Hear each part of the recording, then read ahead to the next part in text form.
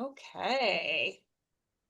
Well, thanks for being here, everyone. Welcome back to our Winter Plant Talk series. We were not here last week. We took a week off for a big staff meeting, so we are back now.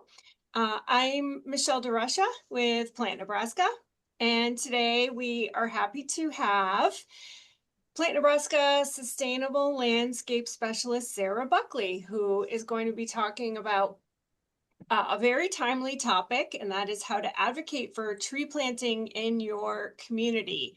So as tree canopy continues to decline in many communities across Nebraska, advocacy is becoming an increasingly important issue. So we have Sarah today who will be talking about that. Before we get to that, I just have a couple quick notes to make, kind of my general spiel that I do at the beginning. So just a reminder, Plant Nebraska is a nonprofit member organization. So our work is funded in part by donations from people like you who value sustainable landscaping and native plants and trees. So thank you to those who made a donation when you registered to this free Plant Talk series. We appreciate that. And if you're not a member and would like to learn more about it, you can go to our website at plantnebraska.org/join. And I think Hannah's gonna drop that link in the chat in a minute. So we have different membership levels and different benefits, and you can learn more about that on our website. I'd like to thank JEO Consulting for sponsoring this year's Winter Plant Talk series. We super appreciate their support, so thank you, JEO. And as a reminder, we do record all of our Plant Talk webinars, and we send out a link of the recording at the end of the day. So if you register and then something comes up and you can't make it in person, you can always watch it later. You can find out more about our upcoming plant talks at plantnebraska.org.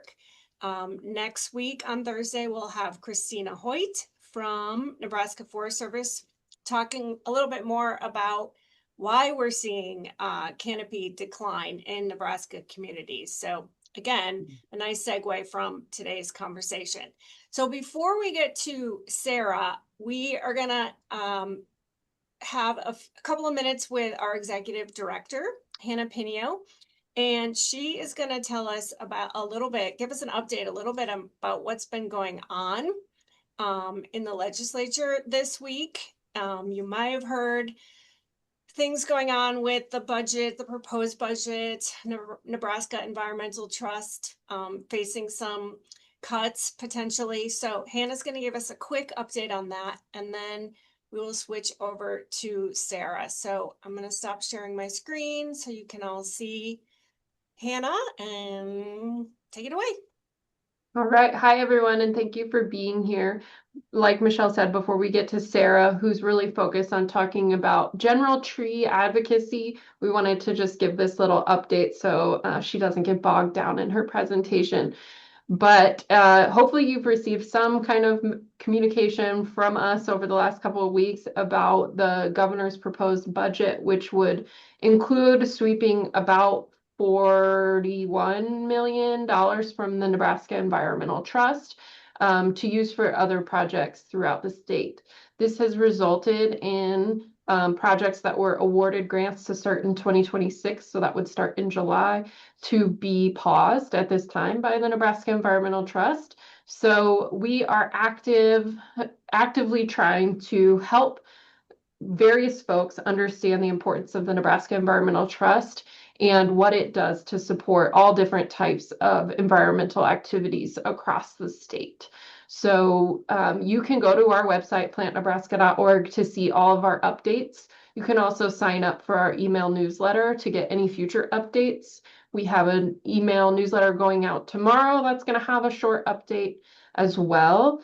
The hearing for the Environmental Trust was yesterday in front of the Appropriations Committee, and we were there, and our board president did speak, and we are going to share his testimony in that email tomorrow. So you all have that. But if you have any questions about what's happening moving forward, all of that information, please feel free to reach out to me anytime, and I would be happy to talk to you about that. And with that, I will turn it over to Sarah to talk about how we can speak for the trees, one of my favorite topics. So I'm excited to hear. Thanks. And I had no idea. We suggest our plant talk topics before Christmas, that this is the time when this topic would come up.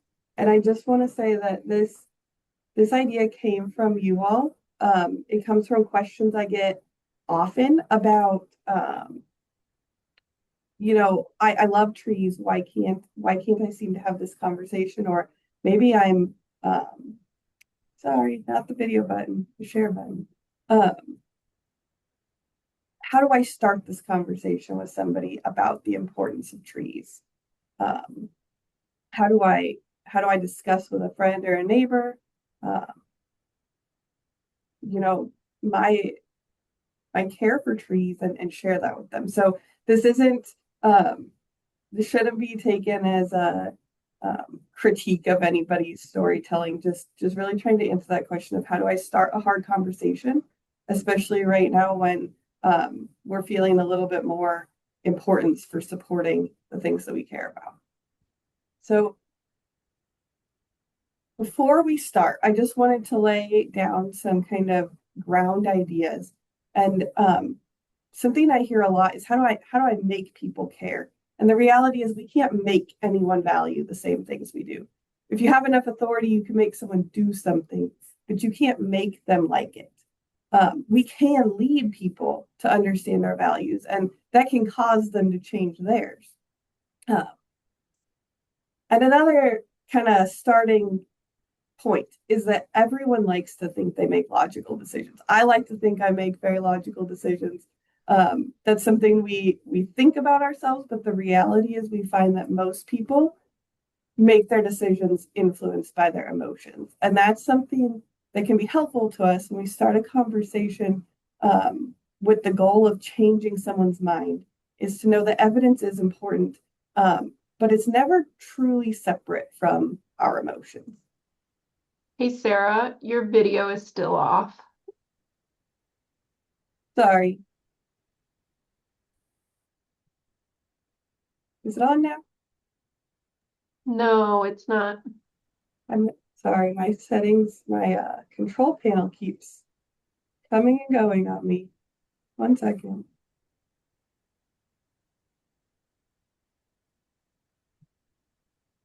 Did I get it? Yes, very Yeah. good. So another kind of important thing is that it's pretty easy to get someone to take a single action. We can find a coupon, a giveaway, a fun event that can result in somebody taking a single action to plant a tree or a single action to participate in an event. But what we are really trying to do with these conversations is to shift people's values. And so, how do we convince them to value that tree enough to care for it, even after the fun event is over, even after kind of the excitement of that giveaway passes and summer comes and it's 100 degrees?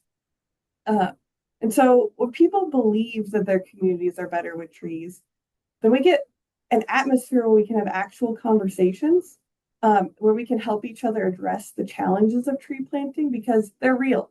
Tree planting isn't necessarily easy, and maintenance isn't necessarily perfect. But we can have those discussions in kind of an atmosphere of trust and problem solving instead of, complaint and avoidance. And every good advocacy starts with yourself. Modeling is one of the single most effective ways to change somebody's mind. So, starting with yourself, ask, what do I believe about trees in my town? And what do I want to convince others? Why do I want to convince others to value them? So, when I think about myself, the answer for me is that I firmly believe that trees in our towns and parks and neighborhoods, they increase our quality of life, our mental health, and our physical health, and they make our communities more resilient to challenges. And so I want to convince other people that their town is also better with trees, their health is better with trees, their community is better with trees. And then I want to ask myself, how do I live that belief so that I can speak from experience and I can lead by example? And I get to cheat a little bit because I live this belief through my job every day. But I also take that personally and I make sure that I'm planting and caring for trees at my home and that I'm willing to help when people in my community or my friends and family ask for help, that I'm willing to take time to answer their questions or show up to volunteer. And then it gets a little less fun. We want to seek out the difficult or less fun experiences. So if we aren't willing to do a hard job, like water trees by bucket in Ogallala, then it's really hard to ask other people to do those jobs. And physical ability does come into play. Sometimes we have to ask people to do jobs that we can't physically do ourselves.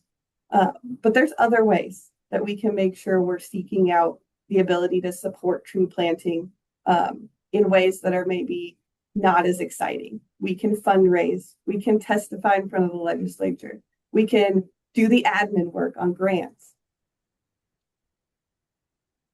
Because once we've kind of weathered those negative experiences, we gain a little bit of credibility to ask others to do so. If I go to a town and I say, you need to plant trees, and oh, you have no hydrant, you need to carry those buckets of water, and you're going to have to do it all summer long. When it's 105 degrees out there, I expect you to be out with your 5-gallon buckets. That's a really hard platform for me to stand on if I haven't also carried that bucket or hauled that hose or gone out when it's hot and done the hard work.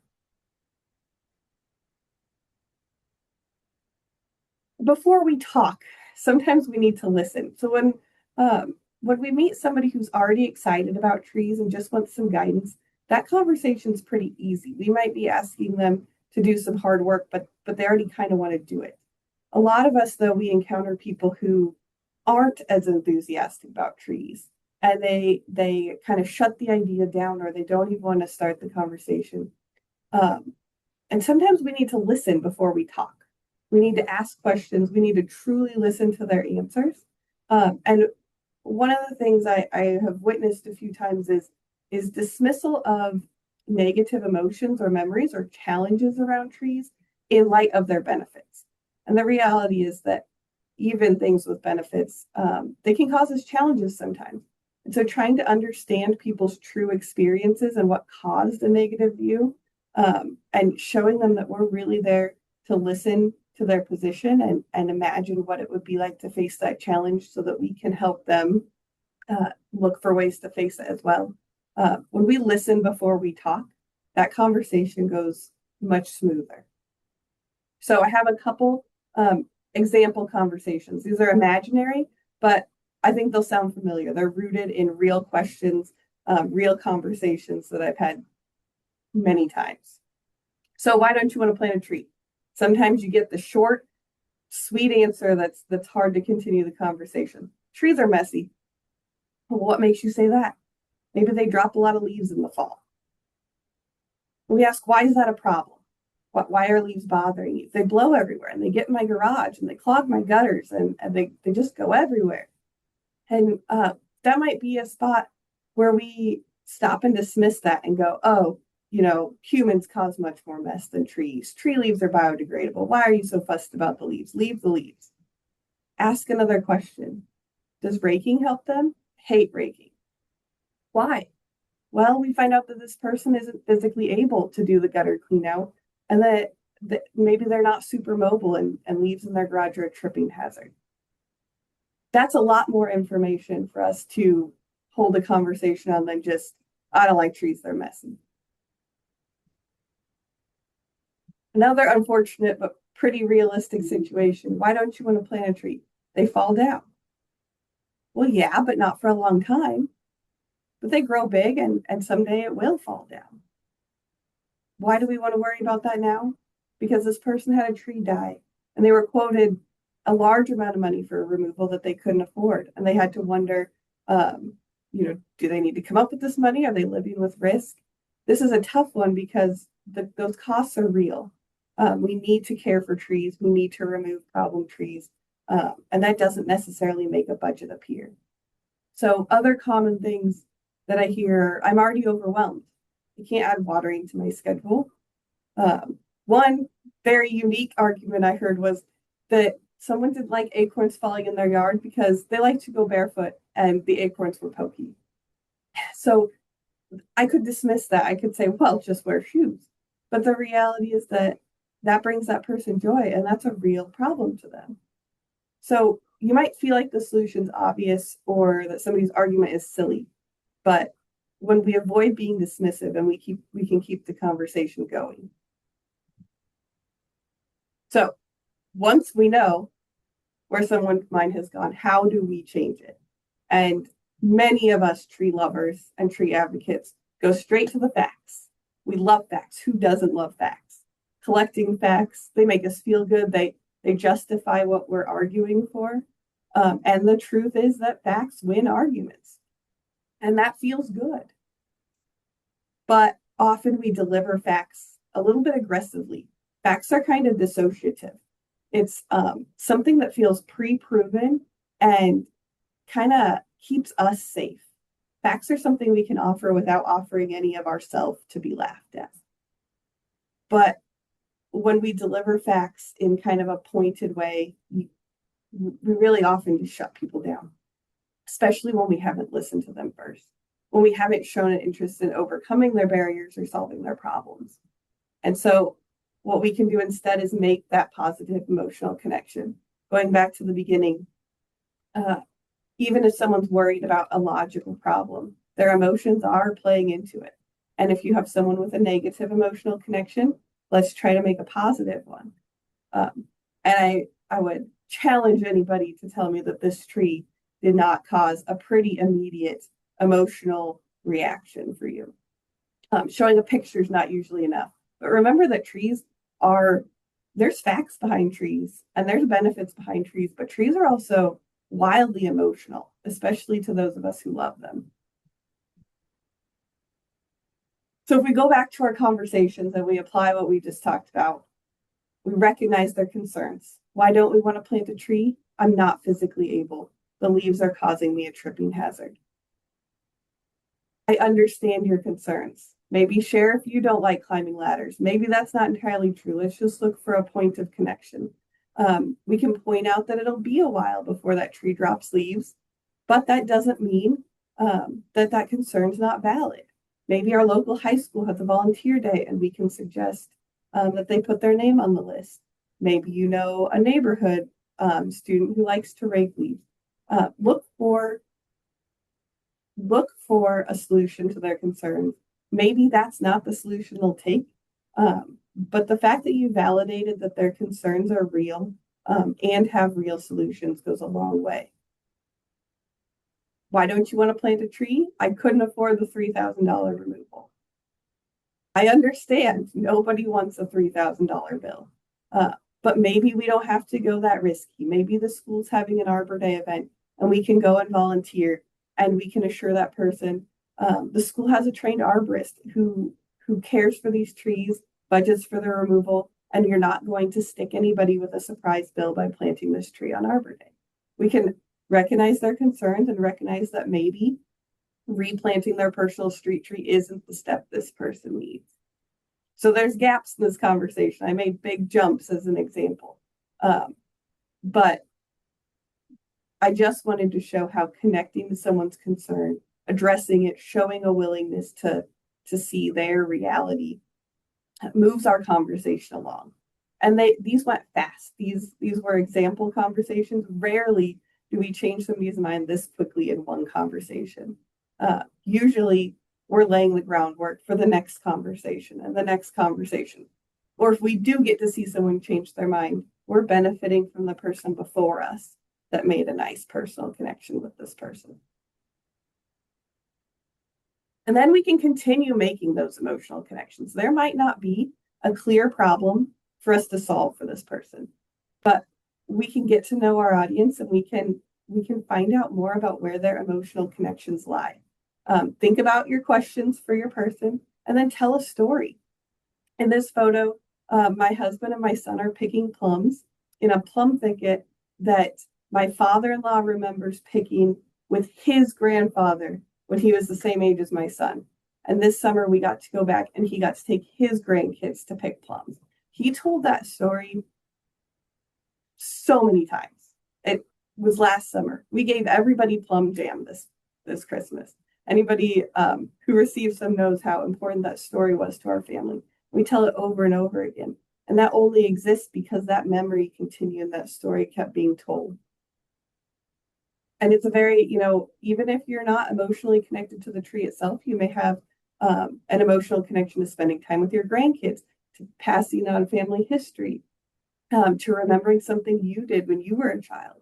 And then we can move that into prompting, wouldn't you like to give this gift to a future child or to your future grandkids? Not everybody's passion in life is trees, but it's surprising how often we can connect trees to the things that are their passion.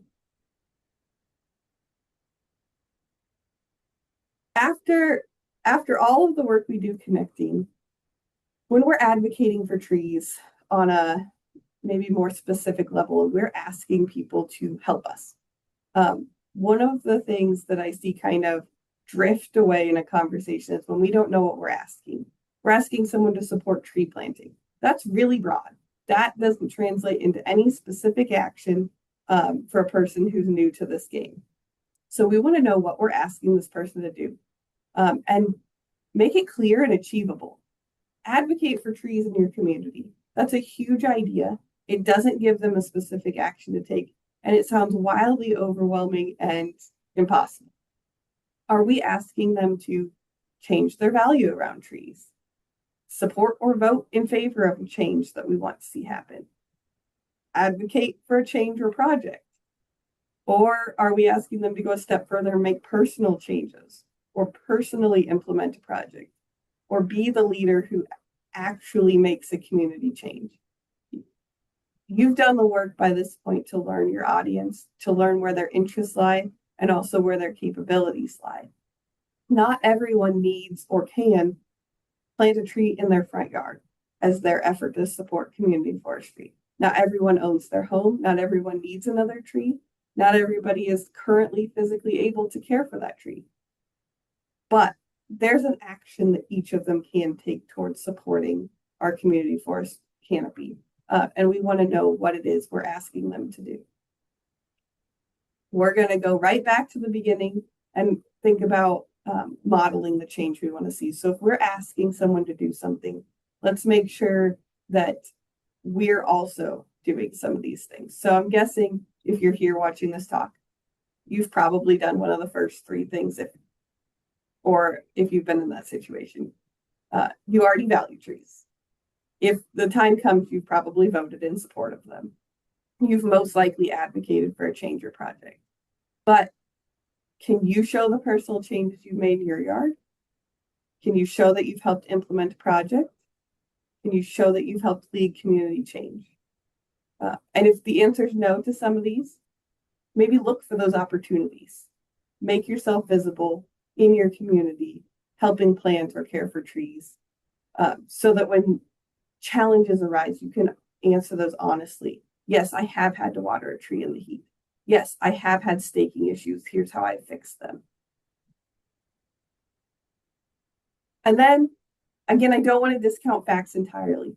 Facts, once you've caught somebody, once somebody's interested in trees, facts can fire them up. They can keep them excited. They can give you the kind of oomph to start a hard conversation that you've been afraid to start. I like to read tree facts often to help keep my hope and my enthusiasm up. And facts they can motivate us to try something hard and to step out of our comfort zone and to do the hard work. So facts do have a critical role in advocating for trees. They're just rarely the first step. And then I just want to remind you that everyone here can speak for the trees. You may not say it the way I do. You may not say it the way somebody in the audience who you admire would say it. But one great speaker can't change everyone's mind. People are impacted by all sorts of different things. They're impacted by different voices, different conversational styles. They're motivated by different examples. And there's somebody out there that needs to hear it from you in your way, in your story. So you can speak for the trees. And maybe we'll get to the last slide. So I know that went fairly fast as far as the presentation portion, but I wanted to keep a decent amount of time for questions because of what I said. I truly believe that everybody has a different way of advocating for trees. And I would love it if people would share some of the conversations they've had. Maybe share some of the ways that you've addressed common concerns around tree planting, or even better, some success stories. If someone has had the great opportunity to change someone's mind and see that shift of value happen. So In the give us meantime, more questions. there is a question from Austin. I don't know if you can see it, or do you want me to read it to you? Would you read it? Yeah. Does Plant Nebraska have recommendations for how to approach discussions with municipalities that have passed no tree planting in the public row due to ongoing maintenance costs and utility conflicts? Meaning no new trees planted in row as street trees, recently done in my hometown of Springfield, Nebraska, wanting to start a tree board to advocate. Well, if you're wanting to start a tree board in Springfield, Nebraska, did I see Graham sign on? Yeah, Graham's here. Graham's here. Okay. Well, maybe Graham will comment back to you with his email, but your Eastern Community Forester is the person that you need to talk to. And I don't think we have written recommendations for how to have that conversation, but I was going to suggest find out if you have a tree board, and if you don't, you need one.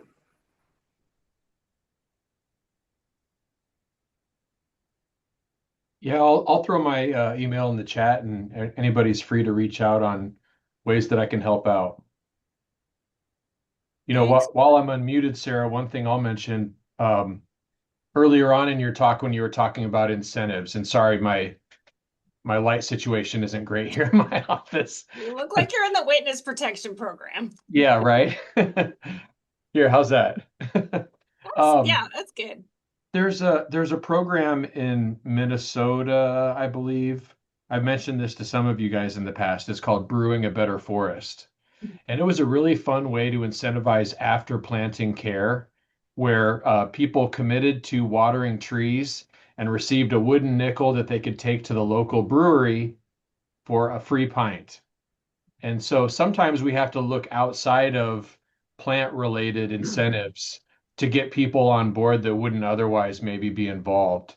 And so I thought that was a fun one. There's got to be other similar hobbies that aren't directly related to trees that we can use to incentivize people to give that crucial watering that trees need after they're planted. Yeah, I like that idea. And I like the repetitiveness too, because getting somebody to take a one-time action, that can be, just a fun outing for the family. But when you get somebody to take a repeated action, it starts to kind of sink in. It becomes a habit. Right, right. And after that first beer, maybe they keep coming back to water that tree for a while. Yeah. So just wanted to share that. I love that. Very unique. Well, there's lots of positive comments in the chat about people's kind of creative ideas. Jerry mentioned he asks for a tree every year on his birthday and has added lots of different trees because of this. So that's a fun idea that you could do just within your own family.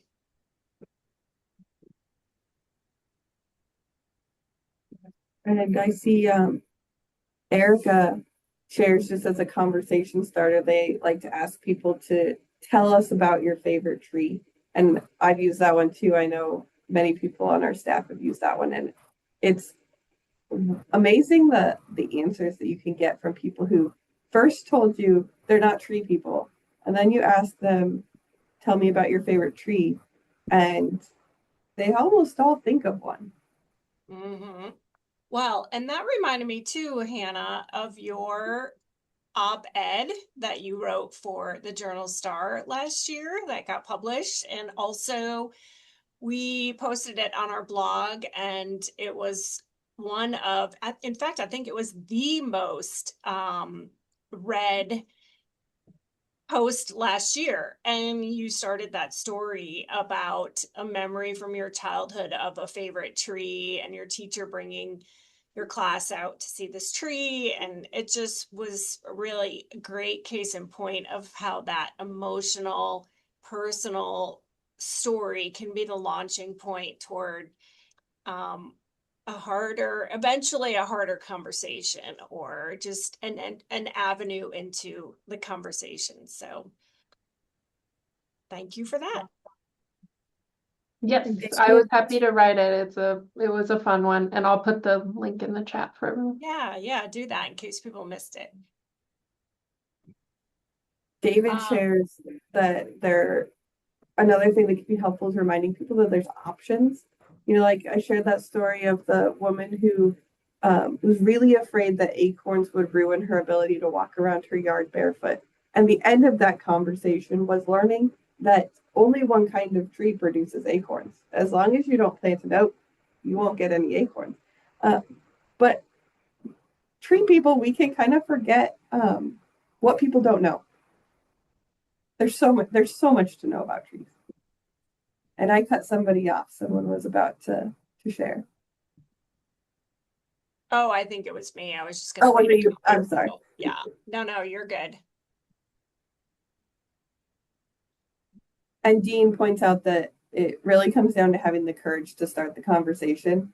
And I would say that's one of the main things that prompted this talk, is that people come at plant sales or other events, or when I'm working in communities, and they know the importance. They've got the facts, and they care, but it's still a little scary.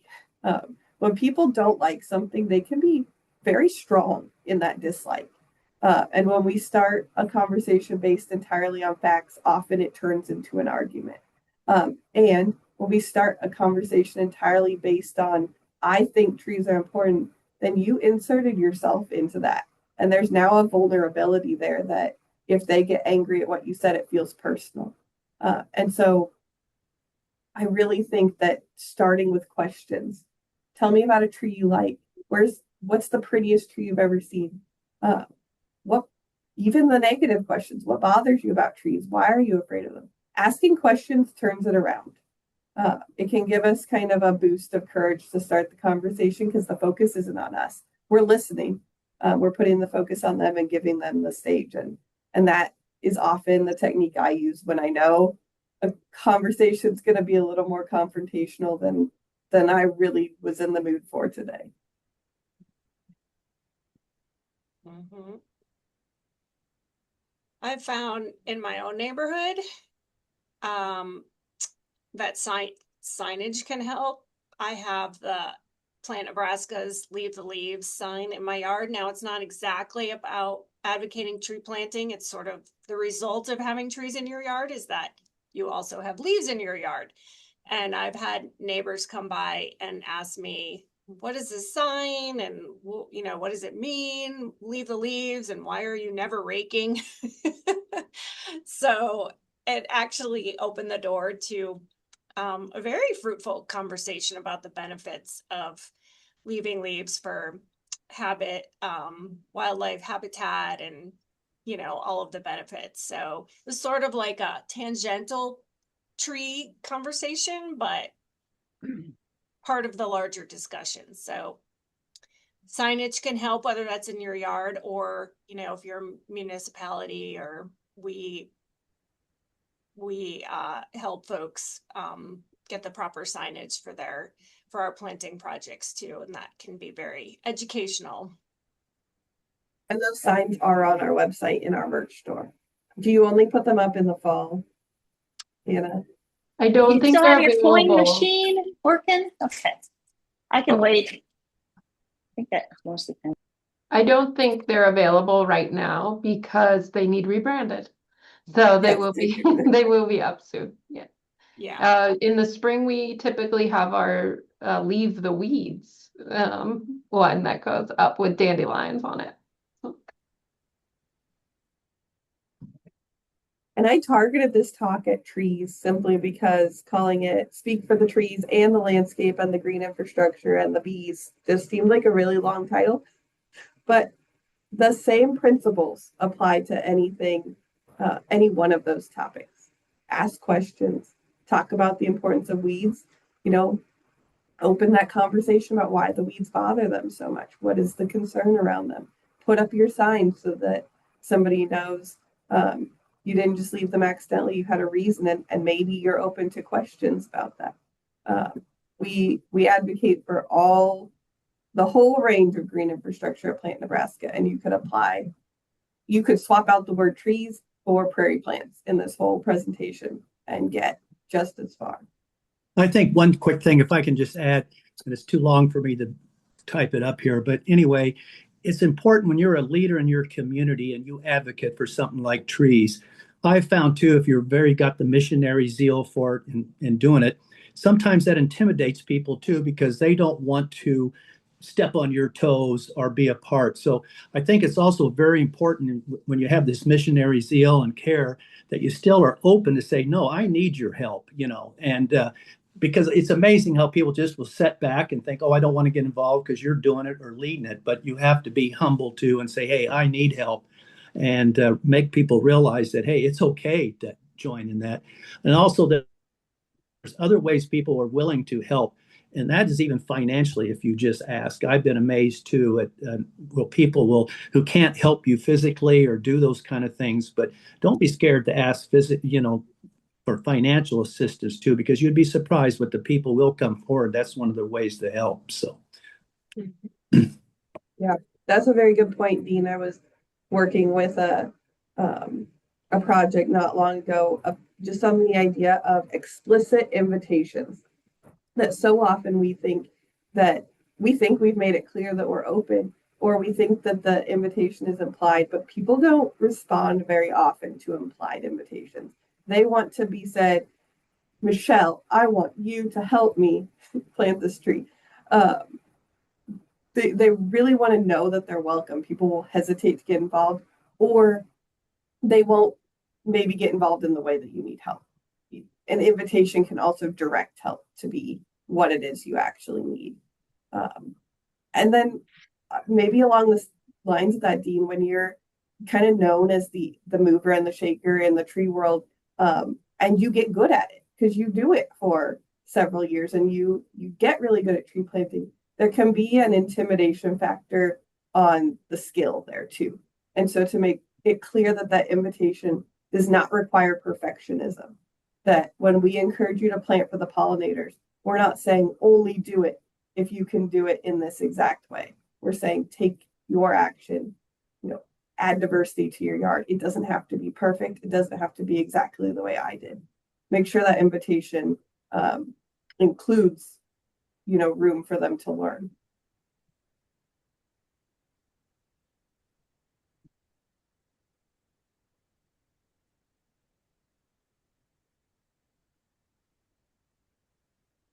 Things more interesting ideas in the chat. Yeah, Sarah, but I like Pete's idea. He said one way to generate broader interest might be to sponsor a big tree contest or tree of the year contest that schools and citizens can participate in. When city leaders know that many people want something, they can often find the maintenance money. I suspect they aren't doing away with manhole covers to save money, are they? Yeah. That's a good creative idea. I was wondering too, this is kind of a rookie question, but say, we've mostly been talking about advocating just with our own community, our friends, our neighbors, people we know. What happens how do you start if you want to advocate on a broader level? So I'll give you a more specific example. I live in Lincoln. I think the city planted a bunch of trees in a common space. This was like a year or two ago, and they didn't seem to be watering them. And so my son and I were kind of doing like a bucket brigade for a while, and a couple of our other neighbors, which was really cool, just very local advocacy, but we didn't know who to contact to get help or information. Or do you start with the tree board if your city has a tree board? Do you go to the mayor's office? Like, where do you even begin? I know that's such a rookie question, but that's where I was. I didn't even know where to start. So I would just start with any of those, especially in the city the size of Lincoln. And I'm saying this just openly because we know that those street trees were probably managed by Parks and Rec. You could call them.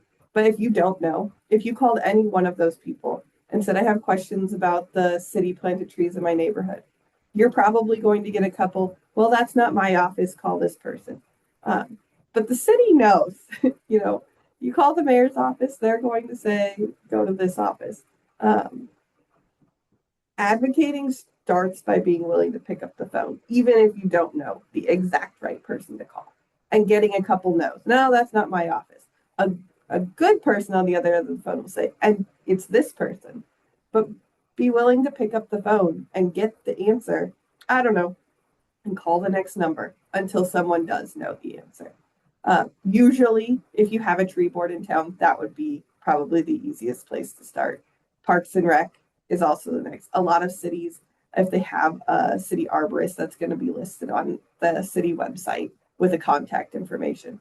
But just ask anyone until you get an answer is the most generic advice I can offer, because I let that stop me frequently. Well, I don't know exactly who to call. I'll wait till I can figure it out. But if you're really grassroots trying to start advocating for something, just call someone. Ask the question. They'll either say, I can't help you, or they'll say, I know who can. Yeah, that's good advice. I sometimes have phone phobia. I let that get in the way of my advocating, but it's not that hard. Yeah. Well, I mean, it is and it isn't. It is really easy to give the advice to pick up the phone. It still takes a little bit of courage to do it. Yeah.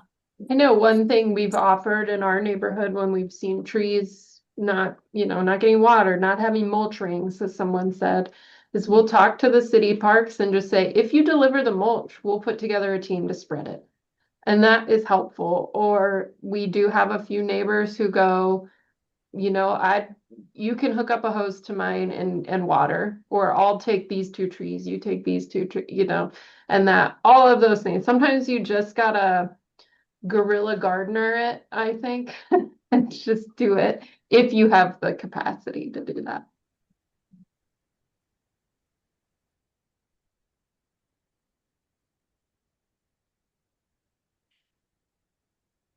I was just skimming the comments while you talked. Go ahead. Yeah, that I was gonna point that one out. I was gonna also tell another story, and this really start with a question or a point of connection.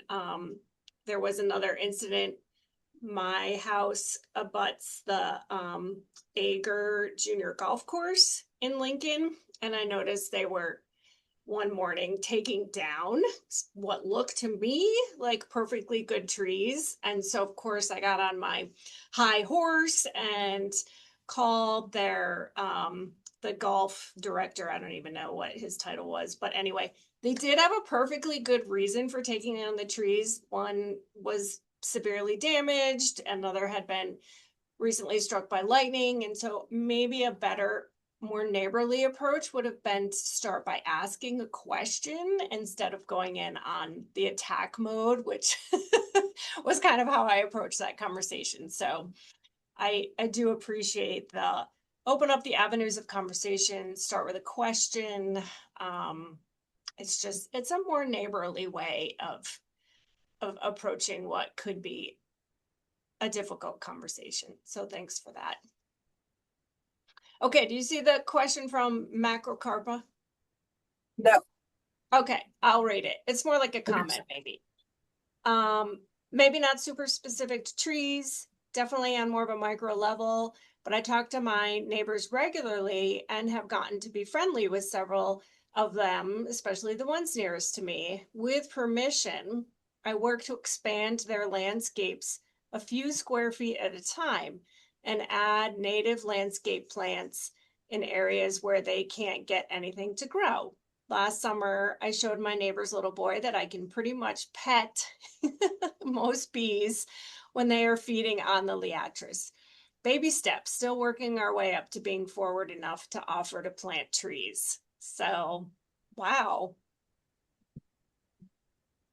Yeah, that seems to fit really well in that kind of modeling and being willing to do kind of the hard work is doing landscaping in somebody else's yard. That's hard work you're putting in, but I'll bet, especially if you're planting in spaces that they've had trouble getting things to grow and you're adding beauty there, that's going to make a big impact. There's a comment too about an episode of Leave It to Beaver where they memorized a poem about trees in school, and this sparked Beaver's memory of a tree he planted with his father. And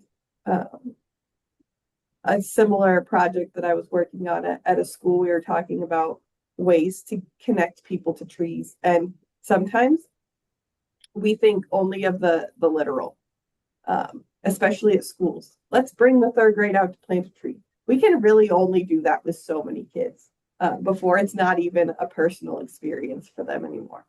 But almost any, art, any skill can be learned just in the context of trees.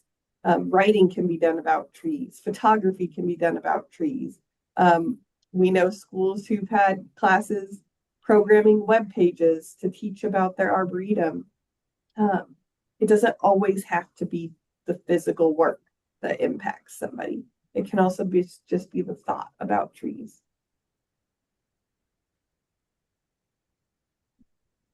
I know I saw a couple more comments come in.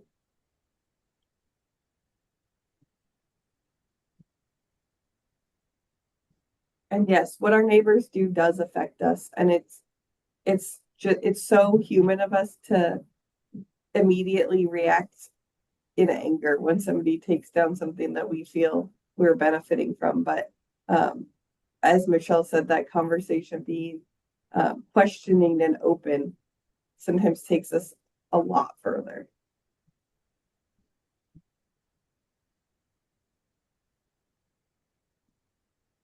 And we might find out in that conversation that there was a good reason for a removal we didn't know about, or it might open, kind of a true connection for conversation about the importance of old trees, and how even if there's a small problem, it might be worth working with that problem to preserve that tree.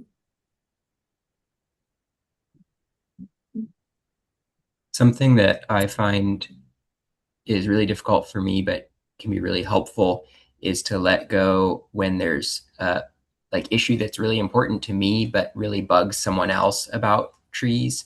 So like someone mentioned being like that you can pet a bee that's pollinating a flower and not get stung. Often I want to like someone like doesn't, this is maybe going more into like the prairie plants or whatever. Someone doesn't want bees by their walkway because they're afraid of getting stung. And I want to, for a lot of people, I'll like show them that like, hey, pollinating bees are not defending anything. The chances of you getting stung are so low. But for other people, it's like, just move on and suggest like, maybe that's a place to suggest a little blue stem and not need to be like, not need to prove that the bees are okay.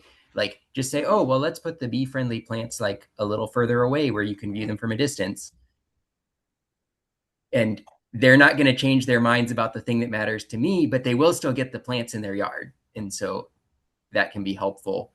Or like with, you start talking about like the urban heat island effect, and you immediately like jump into questions of climate change. And then somebody like doesn't want to, they don't believe in that. So they don't want to talk about that. And I like, suddenly I want to prove climate change now.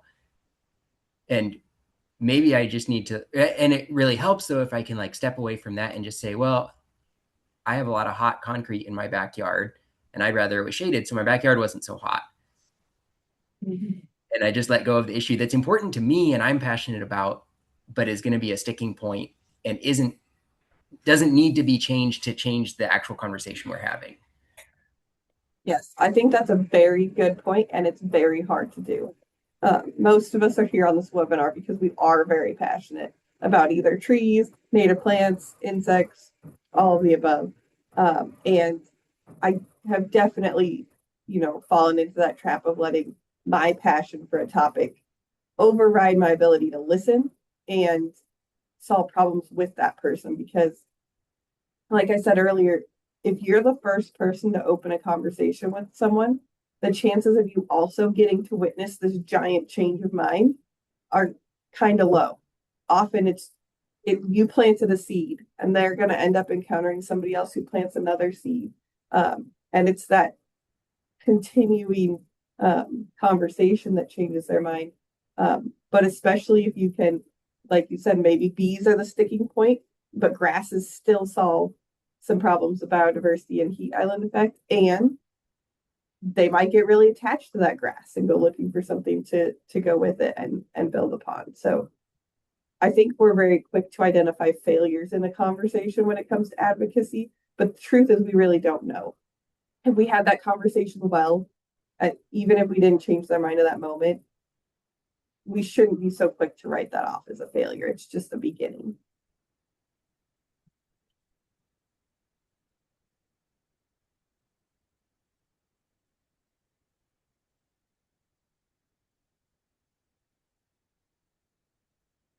I really appreciate you all sharing and adding to this conversation. I debated a little bit. I could have made my PowerPoint longer and taken up more of the time, but I didn't really think that would end up proving my point, because I think the reality is this webinar was already full of people who are speaking for the trees. And I think even if you don't think that's true, I think you are speaking for the trees by the example of what you value and what you do in your own yards and gardens. So please keep speaking for the trees. Mm-hmm. And on a broader level, when there are discussions happening overall, it sometimes helps to contact your representatives and have the conversations on a higher level. So there's always that option as well. We sometimes are very micro focused, but our community leaders and legislators need to hear what we value as well. So yeah, and I just want to throw on to that, Michelle, that when you see a legislator or even a more local elected official advocating for trees or promoting them, it is okay to write them a letter and thank them for that. We don't only need to contact them when we're upset. Sometimes we can keep that work going.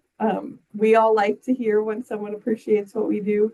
And I know that we have had people greatly support our community forest. And it can be really important that we tell them, thank you for that work. very good point. All right, well, I'm not seeing, I don't think, any other questions right now in the chat. So I think we can wrap it up, unless anybody else has any last minute questions, but we will look forward to seeing you next Thursday with Christina Hoyt, the Nebraska Forest Service, kind of continuing this conversation. She'll talk more specifically about the challenges that we're facing in tree canopy decline that's happening. Those of you who are in Lincoln are probably seeing it with our pin oaks and a few other species, but it's a widespread challenge. So she will be helping us tackle that next week. So thanks for being here, and we'll see you soon. Bye.